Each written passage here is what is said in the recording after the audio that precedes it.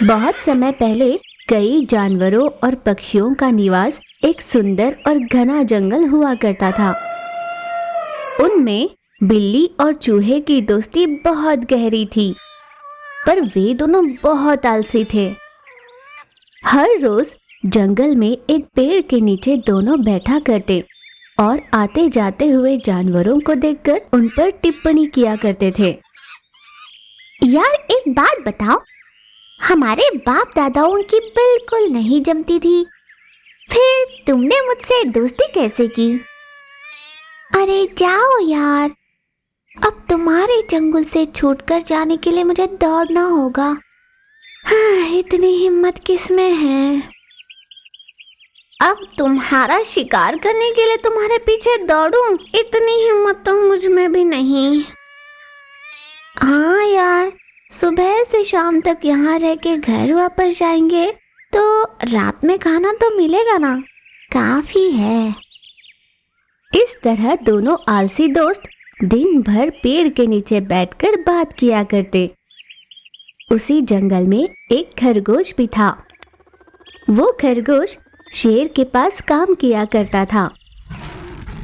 मृगराज, हाथियाँ इतना ज्यादा पानी पी रही हैं कि छोटे जंतुओं के लिए काफी नहीं पड़ रहा, और सुना है रात के समय बंदर बहुत शोर मचा रहे हैं।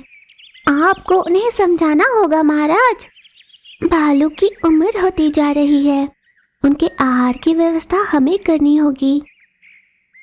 इस तरह खरगोश शेर राजा को जंगल में हो रही बातों के बारे में और उनके समस्याओं के बारे में बताया करता।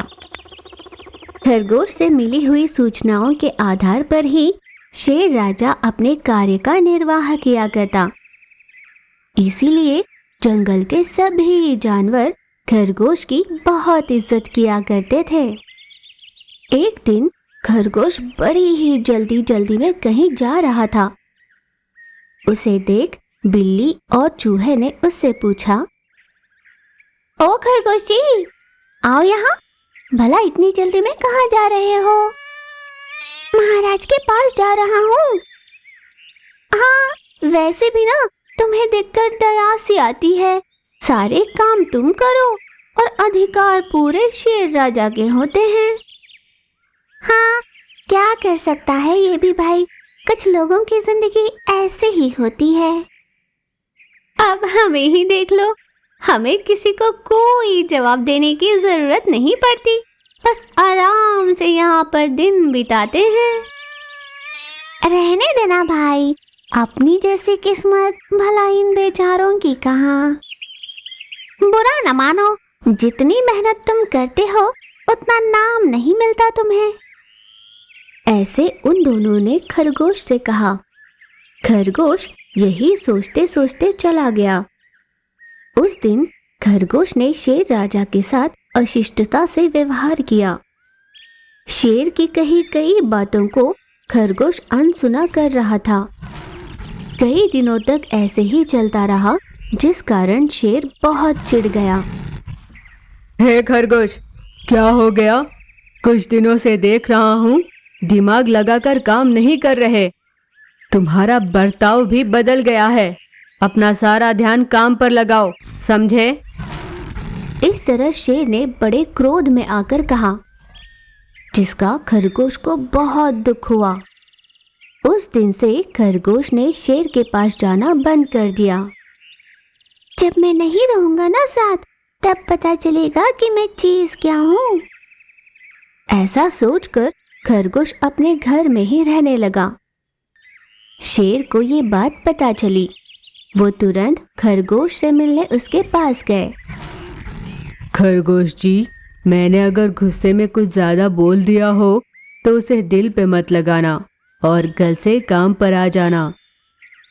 शेर ने इतना ही कहा और वहां से चला गया। पीछे से बिल्ली और चूहा खरगोश के पास आए।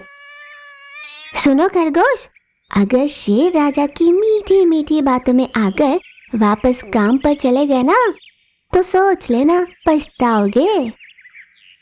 अरे भाई, क्या तुमने खरगोश को मूर्ख समझ रखा है? नहीं, उसे भी समझ में आता है ये सब, वो जान जाएगा। ऐसा कहकर उन दोनों ने उसे उकसाया। खरगोश को बिल्ली और चूहे की बात बहुत सच लगी। अब वो चूहे और बिल्ली के साथ मिल गया था। अब वे तीनों मिलकर पेड़ के नीचे बैठकर बातें करने लगे। इस बार बिल्ली और चूहे ने छोटे से हिरन को अपने पास बुलाकर उसे बातों में फंसाने लगे। ये खरगोश ने देख लिया। ओ, इसका ये मतलब है कि इन दोनों का बस यही काम है। मैं इन दोनों की बातों में आकर अपना ही नुकसान कर बैठा। खरगोश पछताया और तुरंत शेर राजा के पास गया।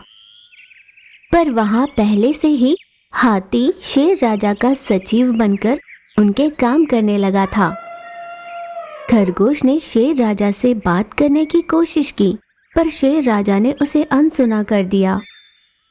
बुरी संगत में आकर उसने अपने ही हाथों से अपना अच्छा पद खो दिया था। ये अब खरगोश ने जान लिया था। अब वो शेर राजा से माफी मांगने के लिए शेर राजा के इर्द गिर्द घूमने लगा था। इस कहानी से हमने ये सीखा कि हमारे आसपास बुराइयां बहुत होती है, पर हमें खुद को उनसे आकर्षित होने से रोकना चाहिए।